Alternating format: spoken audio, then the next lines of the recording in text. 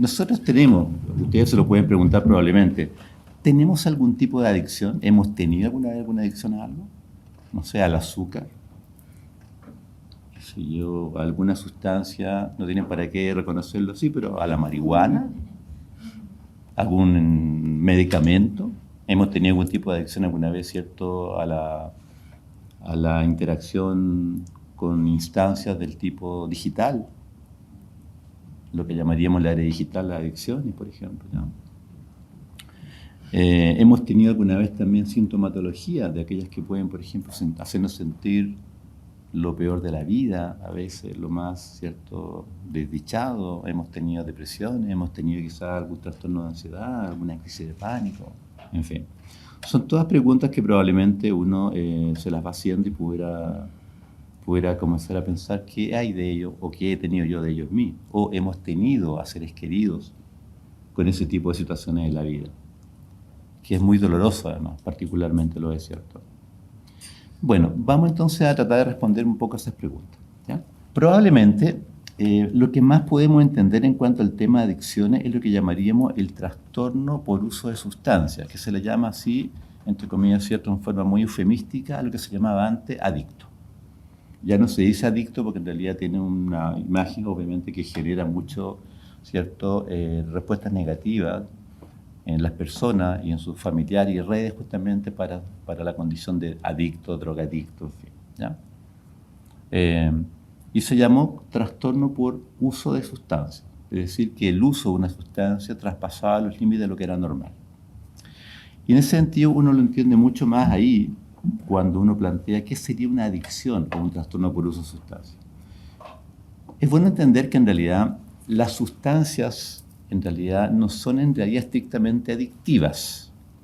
Somos más las personas adictivas más que las sustancias, ¿cierto? Y sobre todo los contextos.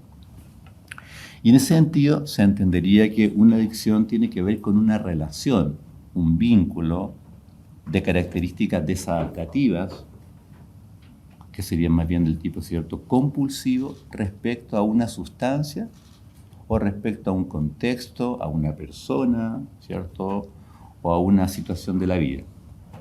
Para entenderlo, ejemplo, podemos entender que esto no tiene que ver con la cantidad, en realidad, estrictamente que yo consumo de la sustancia, ni tampoco siquiera con la frecuencia. Ejemplos.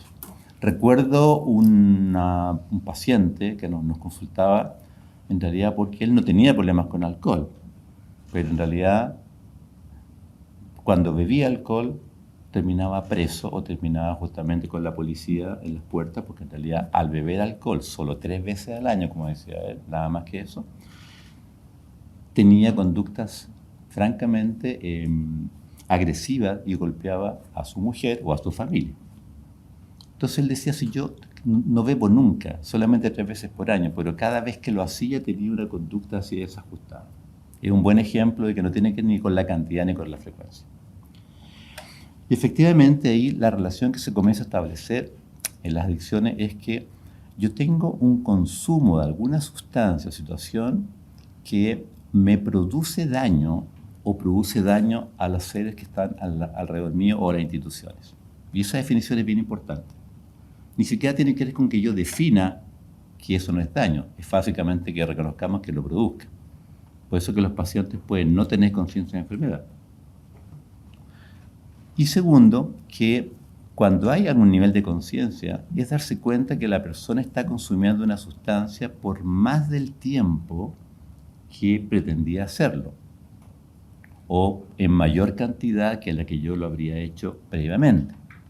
A punto que en realidad fisiológicamente hablando yo comienzo a tener ahora una fisiología distinta, mi cerebro cambia. Es decir, si yo antes consumía 1, ahora en realidad estoy consumiendo 2,5 y después consumiré 3,2 y después 4,5 porque estoy haciendo una tolerancia al efecto. O requiero que la vida media de eliminación de la sustancia se acorte, es decir, necesito juntar las dosis para poder obviamente tener mayor permanencia del efecto, que es justamente aumentar la frecuencia. Y en ese sentido, entonces, ¿cierto?, se va produciendo algo que tiene que ver con que el cerebro humano cambia, ya no es el mismo de antes. Y es una cosa que es interesante poder como pensar de que wow, la biología parece que tiene un carácter que es muy potente. Pero además hay otras condiciones que en los seres humanos hace mucho más probable que alguien termine bajo efectos nocivos de una sustancia. ¿Ya? Y en ese sentido, es interesante pensar que el cerebro humano, desde la biología primeramente, tiene un núcleo que se llama así, se llama núcleo ventrotegmental anterior, ¿ya? Que es del sistema límbico del mesencéfalo, que es rico en producir dopamina. Y la dopamina es un neurotransmisor, ¿cierto?, que se produce y se eleva importantemente en personas que están viviendo una experiencia gratificante. Es decir, en vez del dolor, tengo placer. Y ese placer, que puede ser de carácter filial, el contacto humano, puede ser de contacto, ¿cierto?, sentimental, de contacto erótico sexual, ¿cierto?, el consumo de la cocaína, el consumo también de la marihuana, de otras sustancias, del alcohol inclusive, el apostar, ¿cierto?, recibir estatus, un like, por ejemplo, que lo han vendido muy bien justamente, ¿cierto? Todo eso y más situaciones van generando una elevación de la dopamina. Y pareciera que si se eleva la dopamina, yo efectivamente disfruto, yo me siento bien. Y por lo tanto, entonces, el concepto de dolor se aplaca, desaparece. Eso se hace entendible porque los pacientes que inician carreras hacia la adicción, ¿cierto?, ¿ya?, primeramente consumen para disfrutar, para pasarlo bien, por el placer, pero después comienzan a consumir para no pasarlo mal. Y eso marca una situación genéticamente, en la epigenética y también en la biología, hasta la molecular, diferente. Bueno, entonces, efectivamente, también hemos visto, y se ha visto en los estudios, que la dopamina también se eleva en los contactos filiales, también se eleva cuando la persona se comienza a conectar con redes, cuando se comienza justamente a identificar con el estatus que me puede dar que me coloquen un like. Es decir, comenzamos a darnos cuenta que estamos muy vulnerables a ese rotundo éxito que es que la dopamina se eleve. ¿Qué pasa a las personas que tienen una patología adictiva? Es que un porcentaje importante de ellas comienzan a acostumbrarse a altos niveles de dopamina y dados muy rápidamente. Por eso que entonces comienzan a necesitar aumentar la dosis de lo que estaban recibiendo, porque ya la descarga de dopamina es menor que antes, también se comienza a agotar. Y entonces comenzamos a obtener ahora la necesidad de aumentar todavía más los estímulos. Ese camino de adicción justamente es lo que precisamente marca el concepto de que uno termina con enfermedades terminales. Es como si fuera un cáncer. En un cáncer, por supuesto, ustedes saben que hay un porcentaje de personas que después no tienen tratamiento posible. Paliativo sí, pero no me refiero para curarse. Entonces, efectivamente, en la era digital también se está viendo esta realidad de que efectivamente las personas están viviendo como si tuvieran también una jeringa en un teléfono. De hecho, la adicción al teléfono inteligente, que significa que yo me siento muy dependiente del teléfono. Y no me refiero a tener que saber si me está llamando urgentemente mi pareja por un problema o si están hospitalizando a alguien. No, me refiero a la cotidianidad, que yo podría estar sintiendo que me estoy perdiendo de algo que los demás pueden saber. O que yo estoy pendiente si ya me dieron un like o no, si ya me aceptaron o no, o me validaron en algo, o si alguien comentó algo. Si yo no me estoy enterando de lo que está pasando en el entorno. Si yo estoy perdiendo mi estatus, o yo estoy perdiendo de alguna forma, ¿cierto?, la validación, o me están discriminando y dejando afuera por alguna razón. Que efectivamente comienza a generarse ahora que las personas comienzan a depender de su percepción de autoestima, de autogestión, de validación como tal, de que tengan o no tengan justamente esa conexión. El estar desconectado no es un alivio para ellos, justamente es un tormento. De hecho, el concepto de la nomofobia, como lo han planteado, tiene que ver con eso. Personas que en realidad les cuesta mucho no tener la disposición del teléfono inmediatamente para saber qué está ocurriendo en ese teléfono. ¿cierto? Que es su conexión con el resto.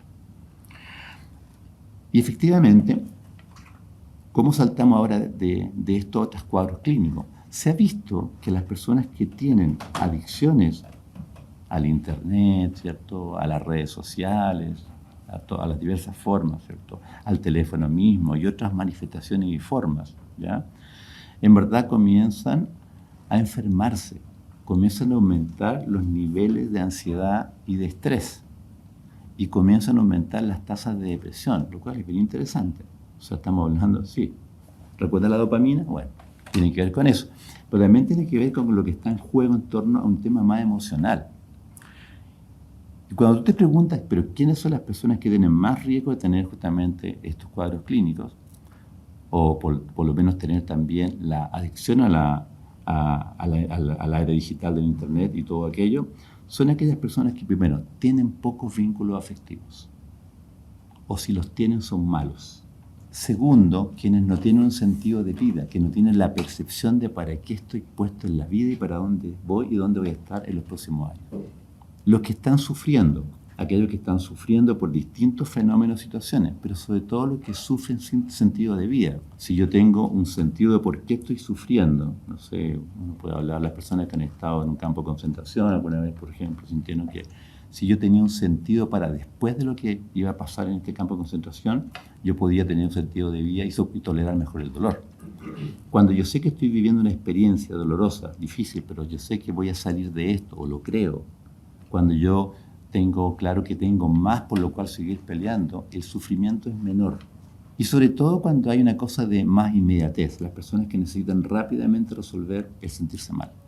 Pareciera que cuando uno sufre por sufrir, más allá de lo que es razonable, se produce más patología adictiva. Yo trato rápidamente de no sufrir. No lo veo como una forma de alguna forma de oportunidad para evaluar qué pasa en mi vida, hacer cambios. No, y lo que hago es usar una sustancia. Ejemplo típico, personas que ocupaban marihuana, cocaína, para sobre todo no sentirse mal. Es decir, yo me sentía deprimido, me sentía angustiado y usaba la sustancia para levantarme el ánimo, para bajarme la angustia, ¿cierto? Ya, de manera tal, o porque estaba fracasando, y había estudiantes que estaban fracasando los estudios, pero en realidad para poder aliviar la sensación de vergüenza y fracaso, consumen la sustancia y toleran estar fracasando. No están estudiando, no están dando la pelea, pero están justamente tolerándolo, el sufrimiento, con una sustancia. Y eso también se ha visto con el tema de estar conectado a las redes, que también uno está de alguna forma buscando eso. Entonces, ese tipo de dolor que se produce ahí también tiene que ver con la vergüenza, ¿cierto? Tiene que ver con la aceptación, con el estatus, con la conexión o no conexión y el sentido de vida, que ha hecho que sean grupos mucho más permeables a aquellos que sí tienen justamente ya insuficiencia en su modo de vida, los que son más riesgosos. Es bien sabido que uno de los factores que aumentan la probabilidad de que una persona ponga fin a su vida por suicidio es la adicción. Es importante, es muy importante. Probablemente ustedes saben que el suicidio es quizás la experiencia más negativa como resultado clínico de un equipo de salud mental. O sea, no hay nada peor que eso. Es como si se te muere un paciente en el pabellón, con el tratamiento que le estás dando en un parto, en fin, ¿cierto? Es lejos lo peor. Es un fracaso que demuele a la familia, a los equipos de salud, ¿cierto? Que es muy doloroso. Y efectivamente, uno de los argumentos que uno le puede fundamentar a una persona que tiene idea suicida para que no lo haga, lo cual es muy complejo, es decirle básicamente que en realidad es una decisión que es irreversible. Pero para la mayor parte de problemas que sí son reversibles. Y uno tiene que comenzar a explicar que es como la fiebre de la neumonía. En las neumonias hay fiebre, pero la fiebre se pasa. Es solo que hay fiebre. La suicidalidad es muy frecuente en la patología mental. Lo es en las adicciones, lo es en las depresiones, la esquizofrenia, en los trastornos bipolares, ¿cierto? Cuando están descompensados, en los trastornos de ansiedad, en fin. O sea, en los traumas también, por supuesto. Es decir, existe un síntoma, pero que tiene tal carácter a veces de una suerte de estigma social negativo que se oculta tanto que finalmente termina siendo ejecutado. a diferencia de otras cosas. Probablemente, ¿cierto? En nuestro país nosotros tenemos unos 1.500 personas que se suicidan por año. 1.500 personas que viviendo en Chile terminan muertas por suicidio. Hablamos de cerca de 125 por mes. ¿Cuántos serán por día? Hablamos de 3,5 a 4 personas diarias se suicidan. Y la gente que hoy día anda en metro, por ejemplo, lo tiene muy clarito. Hay gente que ya le da susto andar en metro y hay gente que le da rabia andar en metro. Por distintas razones, pero bueno, eso está ocurriendo. Y efectivamente, ¿cierto? El suicidio, el 80% en realidad se produce en personas que sí tienen patología de salud mental, pero el resto no tienen patología de salud mental. Y pueden estar viviendo momentos cruciales, complejos y difíciles por los cuales terminan pensando que es mejor estar muerto a que vivos. Dentro de eso, el suicidio, ¿cierto? Son una proporción de 4:1, son más hombres que mujeres, lo cual también tiene que ver con temas hormonal y con temas también de neurotransmisión y de impulsividad y de agresividad y de violencia, indudablemente. ¿Ya? No es gratuito ese asunto. Es verdad que es más frecuente que se mate a alguien que tiene una patología mental descompensada, eso está bien clarito. Pero también si son más hombres que mujeres y también si están solos. O sea, el tema de los vínculos. La gente que ha tenido traumas tiene más riesgo también. Las personas que consumen sustancias, sea un modo adictivo o sea no adictivo, que son personas justamente que terminan ejecutando ideas suicidas o fantasías suicidas bajo una alteración de su cognición por una sustancia. ¿Ya? Y curiosamente se han visto suicidios en personas que han estado interactuando con las redes y que después de interactuar se suicidan. Por lo que pasa en eso, por lo que llegan a sentir ahí. Entonces, indudablemente que hay mucha interacción en esa línea. La mayor parte de la gente se termina suicidando después de haber intentado suicidarse muchas veces. Lo cual plantea por qué entonces el tratamiento sí es efectivo. Por eso que entonces uno tiene que evaluar un suicidio como intento primeramente, ¿cierto? Y ojalá como una idea, y ojalá antes como una fantasía, y ojalá antes como una mera impresión suicida. Si uno pesquisa al principio, puede que no haga el recorrido completo. De ahí que hay un montón de mitos respecto al suicidio que también los podemos explorar, pero básicamente, entre tanto mito, finalmente, es que todos nos hemos perdido mucho por mucho tiempo respecto a ello, tanto que ha tenido que cambiarse inclusive cómo los medios hablan del suicidio, porque eso generaba justamente que había más suicidios, curiosamente. O sea, hablar mal del suicidio es tan malo como no hablar del suicidio, porque aumenta las tasas de suicidio de las personas. Y recordar entonces, y juntamos ahora en un círculo lo que hemos hecho, efectivamente, las personas que están con adicciones de toda la envergadura que hemos visto tienen más riesgo de cometer suicidio. Pareciera que pasan cosas afectivamente que tienen que ver ahora con que no solamente la biología, el contexto, también la personalidad sometida a ese tipo de situaciones genera mucho más probable que yo termine ejecutando aquella cosa que puede ser una idea, una impresión que uno puede tener sobre acerca de no vivir versus vivir. ¿Ok?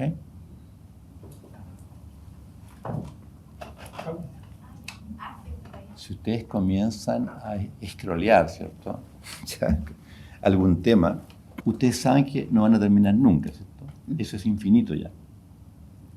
Sí, o sea, no van a terminar. No pueden terminarlo porque la verdad es que siempre hay algo más que te va a mostrar el algoritmo. No existe posibilidad de que tú termines porque eso es infinito. Ya, no es como que cuando tú tienes que revisar un tema de buena forma y puedes decir que en algún momento la cosa podría acabarse. Acá no se acaba. Porque no tiene que acabarse, porque eres parte de una máquina que lo que quiere es que no se acabe la cosa, que continúe. Bueno, entonces tú comprenderás que ya con un rato la dopamina se te dispara. Con 2 ratos eso ya es mucho. Y después ya está tan disparada que es poco probable que la vida real te dispare más dopamina. Entonces uno comienza con las comparaciones de qué es lo que obtengo yo allá versus en el mundo real. Y muchas veces los vínculos de las personas reales, ¿cierto? Lo que tienen en una cercanía con alguien, no va a darte más dopamina que la que te da, ciertamente, la red. Y ahí ya te enfermaste. En la sexualidad, como tú contabas, pasa lo mismo. Pasa lo mismo. O sea, estudios mostraban que cada vez más los niños de 13 y 12 años están muy expuestos a la pornografía. Y eso efectivamente se ha visto que les distorsiona el cómo se vinculan esos años afectivamente y por supuesto a la sexualidad, porque obviamente eso es lo que te dispara la dopamina más rápido.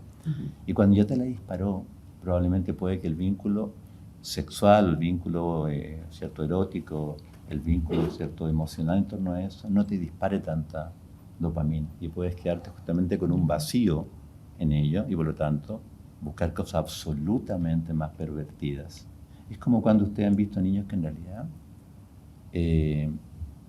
han jugado videojuegos y los videojuegos no son como los de antes, son realmente entretenidos, interesantes y están hechos para que la gente no los deje nunca. Y por eso que el estudiante tiene que estudiar, pues en realidad se quedó viendo videojuegos y no estudió, ¿cierto? O tú comienzas a estudiar desesperado cuando está trasnochado, por supuesto. ¿Ya? Bueno, además que siempre hay videojuegos, no es que en un momento no hay, siempre hay un tipo conectado en el mundo que va a jugar contigo, no está la posibilidad de que no exista. Y efectivamente entonces se va produciendo ahí una serie de fenómenos que hace que finalmente esos chicos que tienen tanto estímulo en ese mundo, después el mundo real no es así de estímulos. O sea, cámbiale ese estímulo de los videojuegos con todo el sonido, los colores, el movimiento, por un libro de papel. O sea, ¿de qué estamos hablando? Y si el chico tiene un déficit atencional, peor todavía. Entonces, obviamente que hay un fenómeno que va ocurriendo también en distintos ámbitos.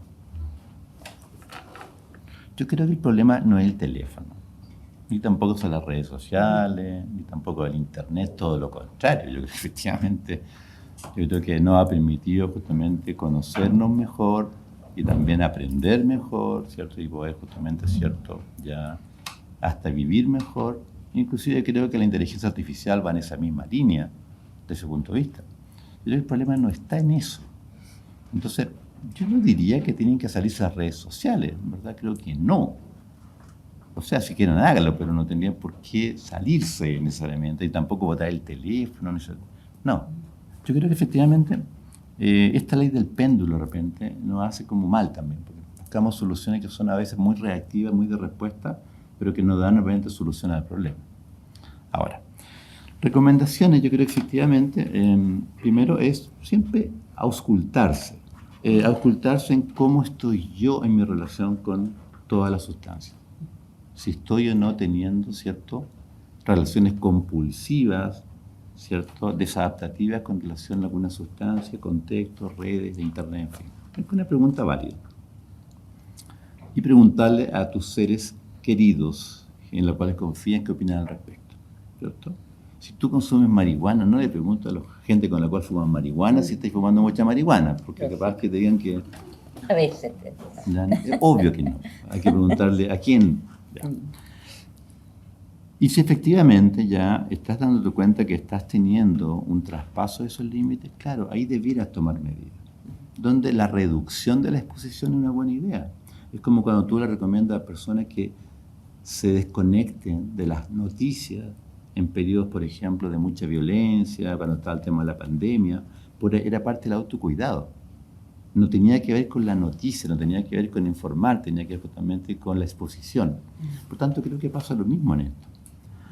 Sí hay algunos trucos, efectivamente, las personas que están teniendo mucho de esto, de exponerse a algo, hay que advertirlo que muchas dicen, no, yo voy a dejar, por ejemplo, voy a dejar de fumar marihuana. ¿Ya? Pero cambie la marihuana por otra cosa. En realidad, eso en términos biológicos es lo mismo. Lo que tú estás haciendo, mantienes la dopamina elevada, de alguna forma por otra vía, pero al fondo el fenómeno sigue siendo el mismo. Por eso que tú cambias de sustancia. Por eso que la gente va migrando de sustancias, ¿cierto? No sé, es como si yo dejo una red social y me cambio a la otra. No sé cuál es la diferencia en términos estrictos, si quiero dejarla. Se recomienda muchas veces que tú efectivamente reduzcas la exposición a todas estas cosas o que la suspendas temporalmente. De ejemplo, hay gente que puede suspender temporalmente algo, no sé, una exposición a una red social, ¿ya?, que es para es como nuevamente calibrarse, es como para nuevamente poner los pies en el piso, nuevamente como para ya ver el mundo de una faceta distinta, como para poder nuevamente ganar la sensibilidad al respecto. Si alguien tiene déficit atencional, por ejemplo, acá, seguro que nadie tiene, es muy frecuente, muchas veces con el doctor tú discutes es que en realidad la dosis para el déficit atencional del medicamento la vamos a bajar. O no te la vas a tomar fin de semana o las vacaciones, porque al hacer eso te aumenta la sensibilidad al medicamento, la respuesta mejora. Porque tú estás parando justamente, ¿cierto? También disminuyendo un estímulo. Pasa lo mismo cuando tú haces esto en la vida cotidiana. Tú puedes disminuir la intensidad del estímulo y ganar justamente nuevamente mejor respuesta. Por eso que eso sí es una buena posibilidad, por un tiempo suspender aquello que te tiene más adictivo, ¿cierto?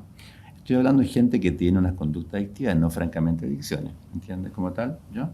Y por supuesto que es un poco lo que comentaba Mónica acá, yo creo que saber quién eres tú, para dónde quieres ir, dónde estás, dónde no estás, ¿cierto? Cuál es tu sentido de vida, es lo que mejor te va a posicionar para no tener que depender de la experiencia de justamente de vivir dentro del algoritmo, ¿cierto? Al cual te someten, ¿ya? Y creo que eso sí es un resorte personal de qué es lo que tú quieres y para qué quieres tú esto. El tema tiene que ver con que en realidad, ¿cierto? La dopamina existe desde que somos seres humanos y siempre está siendo o pudiendo ser estimulada. Y ese tipo de estímulo de la telefonía, de las imágenes, de los videos, estimula dopamina. Y eso efectivamente hace que se dispare la dopamina y el chico comienza a engancharse rápidamente con eso. Por eso, aunque no tenga, entre comillas, alguna carencia efectiva, ya tiene, ¿cierto?, un riesgo de tener una adicción solamente por un tema biológico. Y si tú tienes además parientes con antecedentes de adicciones, el riesgo se multiplica mucho más.